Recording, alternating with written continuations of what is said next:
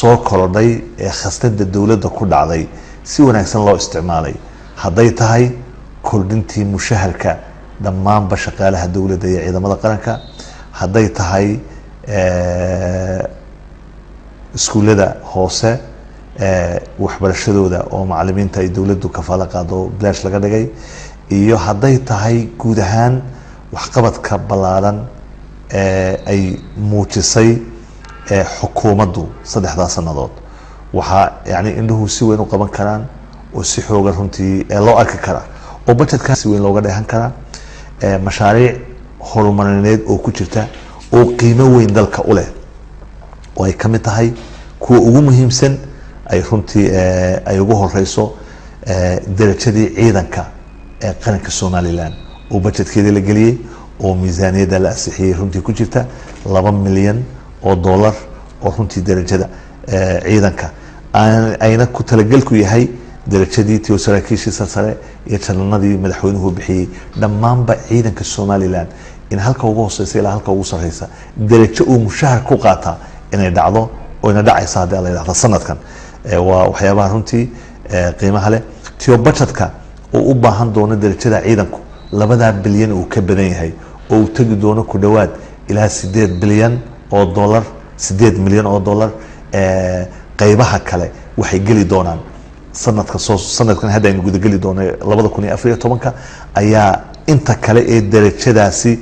ka dhiman oo lacagta dheeraadka ay noqon doontaana ay hadda la yiraahdo gali doonta 2 milyan oo dollar runtii sanadkii ku jiraan taasi oo sanadka bilaabmi doonta saraakiishii sare iyo jananadiina la bixiyay darajada oo dhanbana sida ku talagal ku yahay ay qabsoomi doonto runtii sanadka hadii alla yiraahdo inta ka harsan mashaariicda runtii qiimaha leh ee sanadka galay budgetka 2013 waxa kamid ahaa mashruuca wadooyinka oo 2.2 milyan dollar runtii ay ku jirto iyadana runtii processkeeda ay socoto oo wadooyinka inkastoo 2 milyan iyo 200 kun waxay qaban kartaa ay tahay xagga wadooyinka haddana lacagtaas waa lacag wasaaradda maaliyaddu ay qoondaysay oo gali doonta wadooyinka ay dawladdu ka qayb qaadanayso dhismayaashooda iyo hagaajintooda waxa kamid ah mashaariicdaasi qiimaha leh mashaariic dhowr ah oo ay kamid yihiin xanaanada xoolaha ay kamid yihiin beeraha wasaaradda xanaanada xoolaha galaya mashaariic beeraha galaya madaarada ilaalada xeebaha oo qalab loo iibinayo passportka oo sidii aan horeba u sheegnay isaguna processka gali doona oo hay'adaha u xilsaaran wasaaradda maaliyadda budgetka ku jira 1 milyan yahay ay processkooda bilaabi doonaan ishii ka marantee nabatoo sahaystee ka dhursugi dadalkee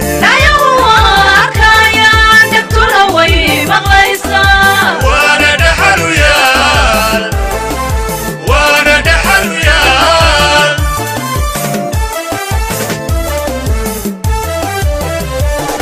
wadheeli tiray howlaha dhankood dhammayska tiray jeer waxeedna wadheeli tiray howlaha dhankooda dhammayska tiray jeer waxeedna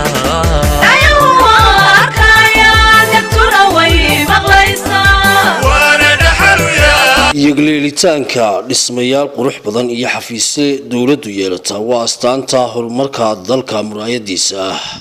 taasoo laga dheehdo qiimeynta dalka wasaaradda maaliyadda Soomaaliland waxay qayb lahaad ka qaadatay bilaynta dhismayaal qurux badan oo ay yeeshaan dhammaan xafiisyada dawladdu waxaana si mug iyo laxaad leh uga qayb gashay dhismayaasha xafiisyada bilicdooda arkaysaan runtii waan u mahadnaqaa wasiirka maaliyadda Cabdicasiis Samaale oo aan mashruucan oo kaliya oo runtii aad iyo aad qayb wanaagsan ka qaatay dhismaha mashruucan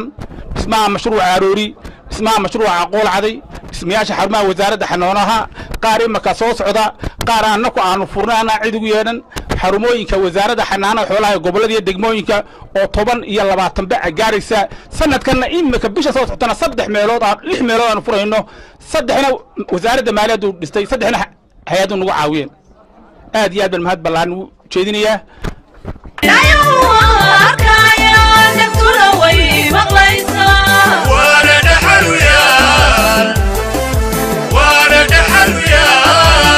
lacagta laga soo ururiyay qalabkan wasaaradda maaliyadda laga qaaday dabcan oo meeshaanu ka dalbanay ka soo qaadnay waa budgetkii qaranku lahaa oo budget holder ama cid ay noo haysaa maaliyadda tahay waa ku mahadsan yihiin soo saarkay soo saareen dadaalkooda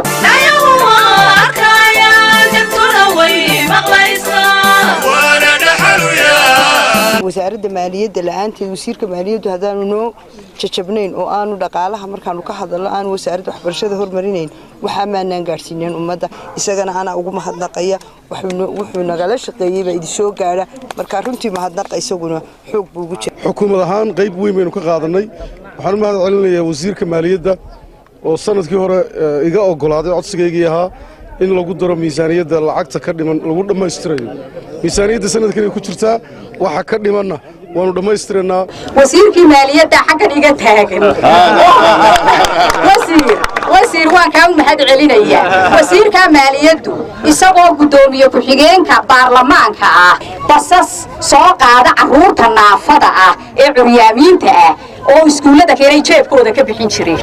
waa kaa wasiirkii maaliyaddu xildhibaan buu markaa ahaa mar haddaad halkii lacagta tagtay wasiir waxaan kaa codsanaynaa inaanad fooqa ka korin aanaan kori karaynin inaad ama noo soo degto ama maalin aad noo samayso aanu baahidii kaala hadalno waayo jeebkaagaba waad ka bixin jirtay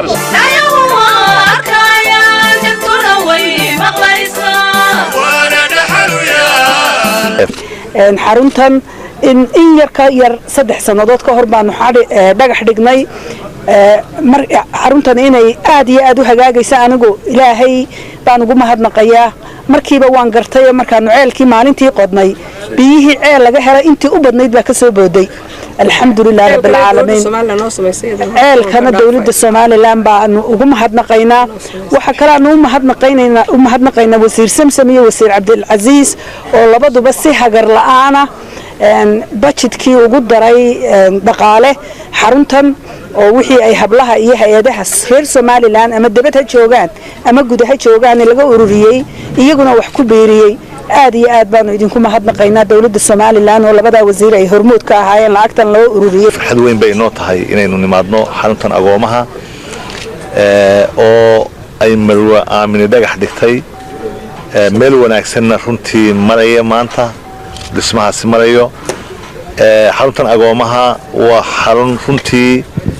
hablaheena qurba joogii ay doorka ugu weyn ka qaateen oo iyagu fundraising u sameeyeen dadka ilaahay dartii wax u bixinayaana ay runtii door weyn ka soo qaateen kulley hadalka iyagaanu siin doonaa annagu wasaaradda maaliyad ahaan tiyo xaruntan ay hoos timaado wasaaradda waxbarashada iyo tacliinta sare walaashay marwa Zamzam Cabdi Aadan miisaaniyadda kal hore 2014 $100,000 baa ugu jiray soo Zamzam wala saama yiraahdo sanadka sanad doorashooyin bay runtii ahayd waxa laga yaabaa in halka wax iska dhimeen laakiin waxaanu ballan qaadaynaa sanadkan inaanu 100% haddii la yiraahdo bixino iyo wixii kale ee suurtagalaba anagu oo fulinayna runtii dardaaranka madaxweynaha ee mar walba ah danyarta iyo dadka jilicdasan ee agoomuhu ugu horeeyaan ay dadka naafadii ka mid yihiin in la caawiyo oo waxa yareeyno haysana iyaga runtii laga fuuliyo ama iyaga la siiyo mudnaanta koobaad aad iyo aad baan runtii ugu faraxsanahay saaka inaan xaruntan ku waabariisano oo aynu nimaadno si aynu ula qaybsano dadkeena jilicdasan iyo danyarteena iyo agoomaheena waxtarka iyo inaynu caawino marka runtii waanu ballan qaadaynaa lacagta inaanu insha Allah taala sanadka bilowgiisa aanu ku deeqno iyo wixii kale ee noo suurtagalaba anagoo runtii fulinayna dardaaranka madaxweynuhu mar walba uu nagu siiyo inaanu mudnaanta koobaad siino dadka jilicdasan waxaan kaloo si gaar ah ugu mahadnaqayaa wasiirka maaliyadda mudane Cabdilcaziis Samaale doorkii fircoonaa ee uu ka qaatay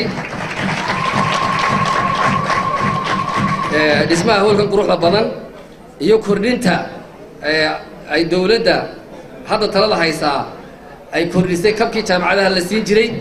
waddanka oo dhan jaamacadaha ummadda taasoo la kordhiyey 50%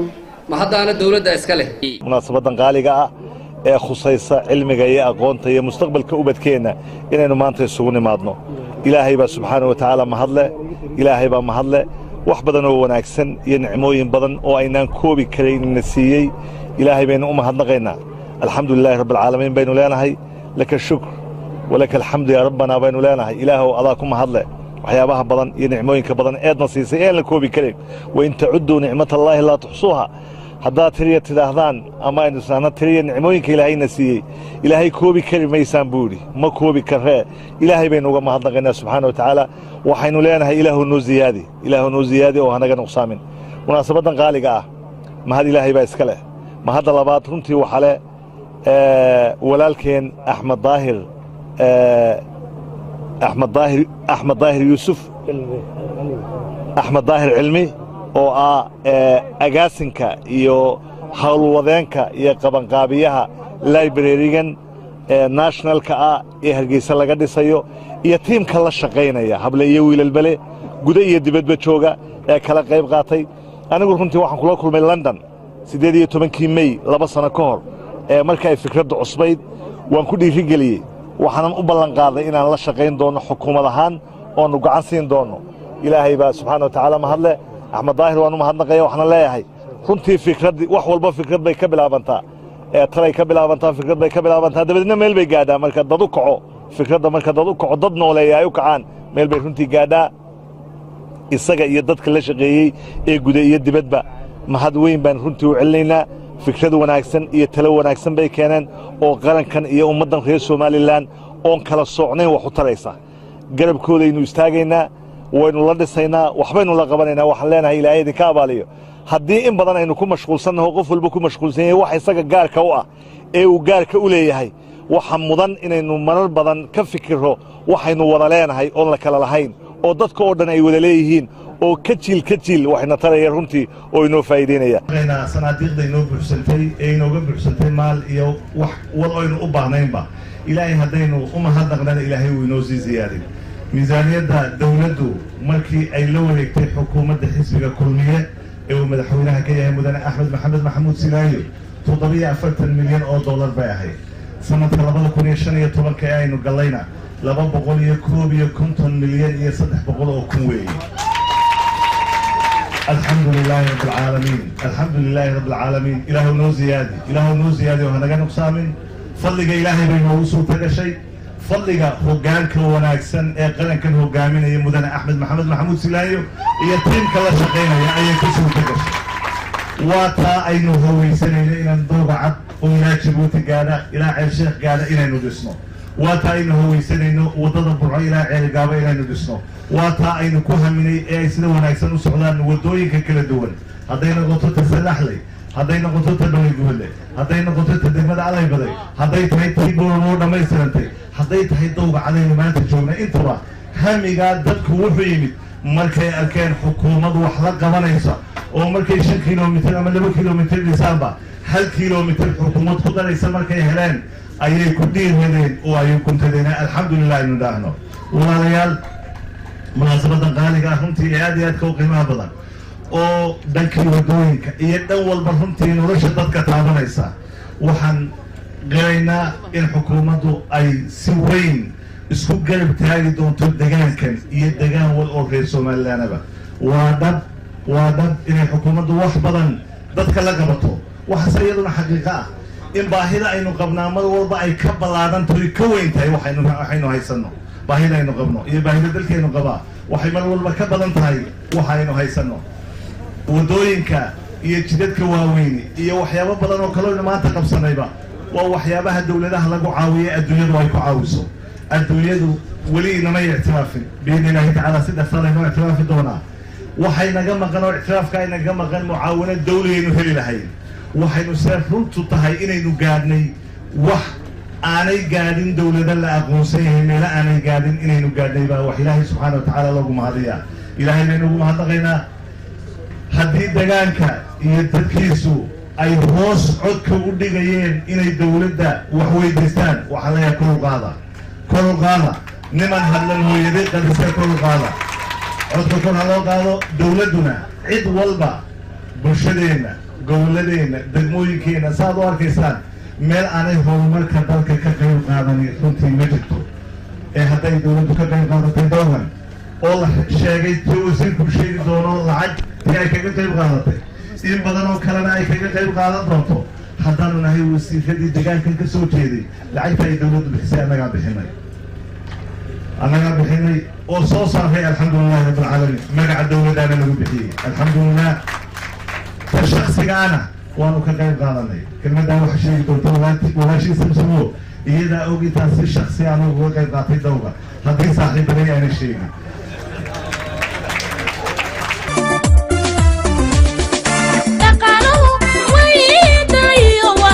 kaga soo kabtiyo waxbarashaday bilaash dallaanku ku wada hele waxbarashaday bilaash dallaanku ku wada hele bulshada kawarmada waxbaa la qabtee wax bulshada kawarmada waxbaa la qabtee waxara bulshada kawarmada waxbaa la qabtee waxara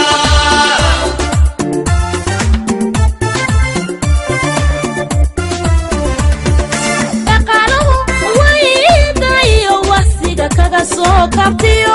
waxbarashaday bilaash dallaanku ku wada hele waxbarashaday bilaash dallaanku ku wada hele bulshada kawarmada waxbaa la qabtee wax arag bulshada